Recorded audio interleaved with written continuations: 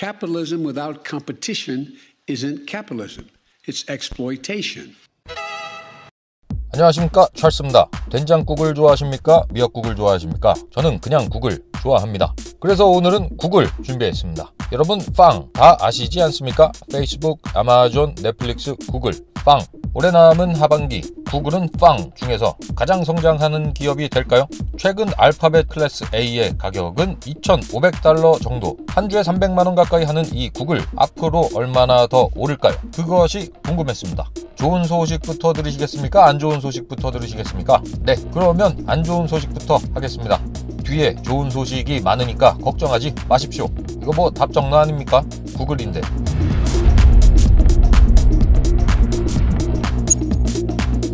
일단 6월 15일 조 바이든 대통령은 이 사람을 연방거래위원회 위원장으로 임명을 했는데요.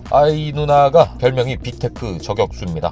이 누나가 하는 말은 구글, 아마존, 페이스북 이런 기업들이 다 독점한다, 독점을 없애야 된다, 이런 주장을 계속해서 하는 사람입니다. 인도 쪽 여자처럼 생겼는데 출생지는 런던, 1989년생입니다.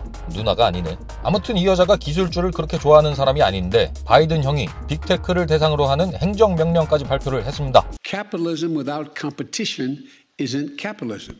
It's exploitation.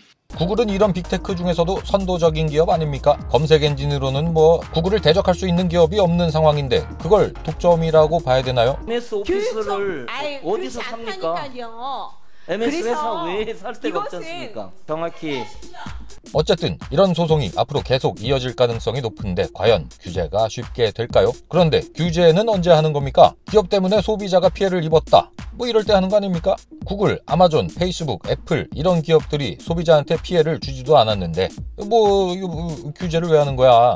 만약에 규제를 받게 된다면 구글은 구글 검색을 했을 때 구글 맵, 유튜브 동영상 이런 검색 결과를 우선적으로 보여주는 게 아니고 다른 서비스들과 공정하게 경쟁을 하게 될 수도 있고, 또 다른 경쟁 기업 인수 이런 거 역시 어려워질 수가 있다고 합니다. 기업들을 규제한다. 사람들은 그러면 좋아할까요?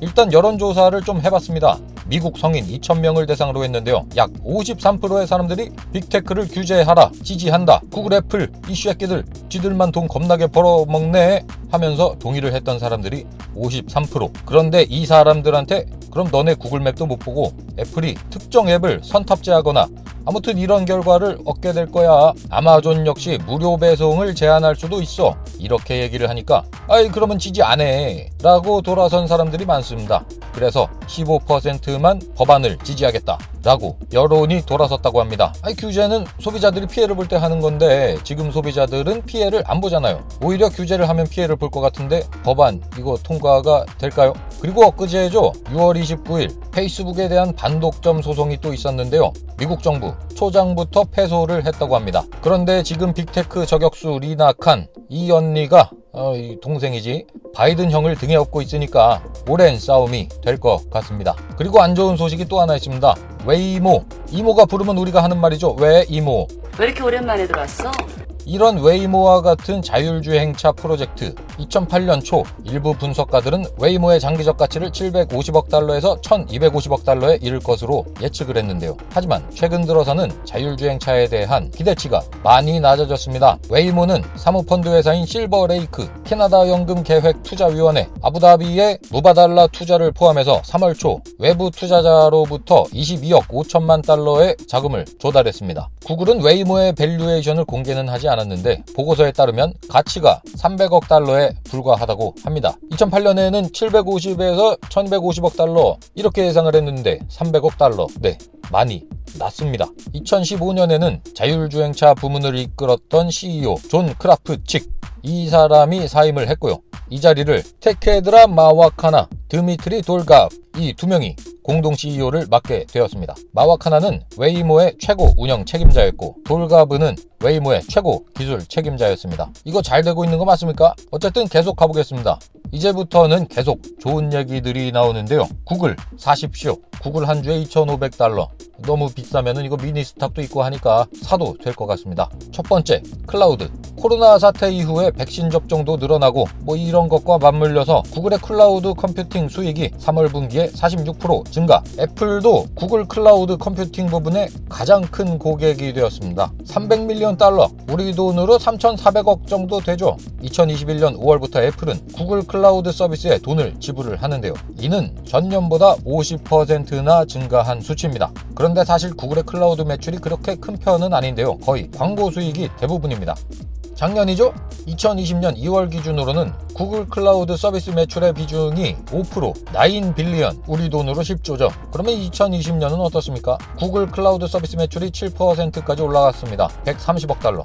약 15조까지 성장을 했습니다. 그런데 클라우드 시장은 사실 아마존이랑 마이크로소프트가 이거 다 먹고 있거든요. 2019년 3분기를 보면은 아마존이 39%, 마이크로소프트가 19%, 구글이 9%, 2021년 1분기를 보면 아마존이 32%, 마이크로소프트가 20%, 구글이 9%. 아마존의 점유율은 조금 많이 줄었고 마이크로소프트와 구글이 비슷한데요. 그런데 전체 클라우드 시장의 수익을 보면 2019년에는 20빌리언, 약 22조였던 시장이 2021년 1분기에는 39빌리언, 44조로 늘어났습니다. 클라우드 시장은 아주 급성장하는 시장이기 때문에 마켓 쉐어를 9%만 유지해도 선방하는 것으로 판단이 됩니다. 애플도 등에 업었지 않습니까? 지금의 9%라는 마켓 쉐어를 더 늘리기 위해서 오라클의 임원인 토마스의 쿠리안을 영입을 했고요. 보안, 오픈소스 소프트웨어, 데이터 분석에 초점을 맞추기 시작했습니다. 그리고 2019년 6월 구글은 데이터 분석 회사인 루커를 26억 달러에 인수를 하기도 했습니다. 이렇게 구글은 클라우드 비즈니스를 강화하기 위해서 노력을 꾸준히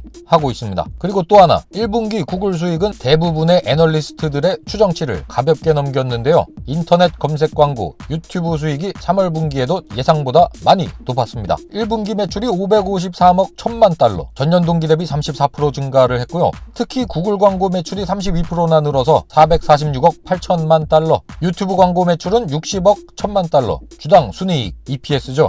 26.29달러로 예상치인 15.82달러를 넘었습니다. 순이익도 180억 달러, 약 20조. 이거는 뭐 162%가 뛰었습니다. 이 미친 거 아닙니까? 거기에 알파벳은 500억 달러에 달하는 새로운 구글 자사주 매입을 발표하기도 했는데요. 자사주 매입이 무슨 의미입니까? 주주 환원 정책 중에 하나인데요.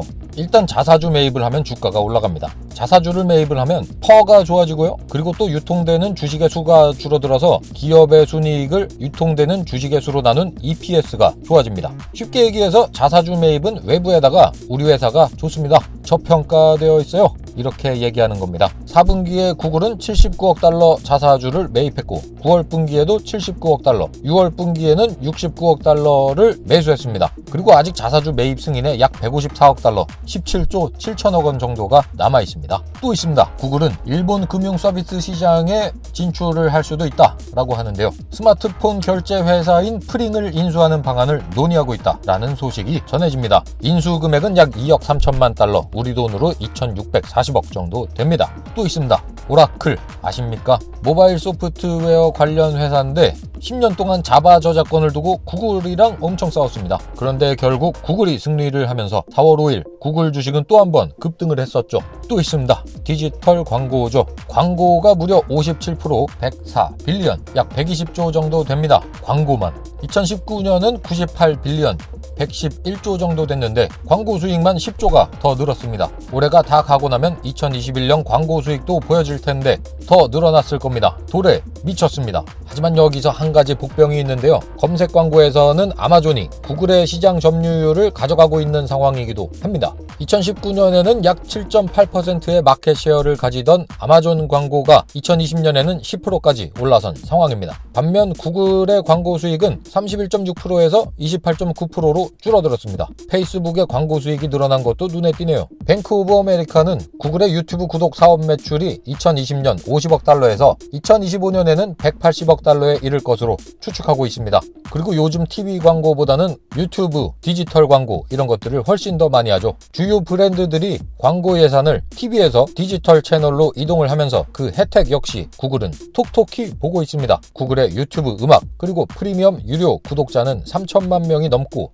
유튜브 TV 구독자는 300만 명이 넘습니다. 그리고 다른 나라들로부터 벌어들이는 돈 역시 대부분 30% 이상 성장을 하고 있습니다. 이거 정말 정말 대단하지 않습니까? 그리고 또 하나, 이 내용은 좋을 수도 안 좋을 수도 있는데 픽셀 5G 스마트폰은 애플하고 경쟁을 하고 있고 스마트홈 가전제품은 아마존하고 경쟁을 하고 있습니다. 뭐 사실 픽셀폰이 그렇게 인기가 좋은 건 아닌데 안드로이드는 많이 쓰지 않습니까? iOS는 26.35%, 안드로이드는 72.83%, 이거 뭐 압도적입니다. 그래서 플레이스토어 매출도 계속해서 좋은 성장을 보이고 있습니다. 그런데 역시 더 많은 규제를 받을 수도 있는 가능성이 항상 있고요. 구글의 새로운 클라우드 게임 서비스인 스타디아, 이거 역시 2019년 말에 출시가 되었는데 스타디아는 게임 제작에 대한 투자를 철회하기도 했습니다. 그리고 2029년 구글은 스마트워치 제조업체인 핏빗을 21억 달러에 인수하기로 했는데요. 이번 인수로 구글이 건강 및 피트니스 시장에 진출하는 데에는 도움이 될 수도 있을 것 같습니다. 지금까지 구글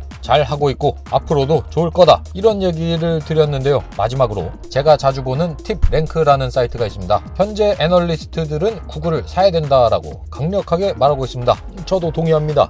동의를 안 할 수가 있나? 12개월 동안의 목표가는 평균 2,800달러가 넘는데요. 현재의 2,500달러 정도보다는 약 300달러 더 높다고 하겠습니다. 그리고 3,000달러 이상의 목표가를 내다본 애널리스트들도 있습니다. 앞으로 코로나가 끝나면 구글이 엄청날 것 같지 않습니까? 이제는 재택근무도 끝나가고 다시 사람들이 회사로 돌아온다면 이런 기업들은 IT 비용 지출이 좀 큰 편인데요. 그 중에 대표적인 게 클라우드입니다. 그리고 또 지금은 4차 대유행이라고 해서 코로나가 또 한 번 활개를 치고 있는데 분위기는 어떻습니까? 예전처럼 모든 게 다 락다운된 것 같나요? 아니면은 좀 무덤덤해서 여행도 많이 가고 뭐 그렇습니까? 영국과 싱가포르는 모든 방역을 해제한다고 합니다. 위드 코로나, 이제는 뭐 코로나 같이 가자, 뭐 없어지겠냐, 이런 흐름이 되지 않을까 합니다. 그래도 코로나 조심하십시오. 맥주는 드셔도 됩니다. 그러면 이제 여행도 더 많이, 소비도 더 많이, 구글은 이런 포스트 코로나 이후에 수혜를 많이 받을 기업 중 하나입니다.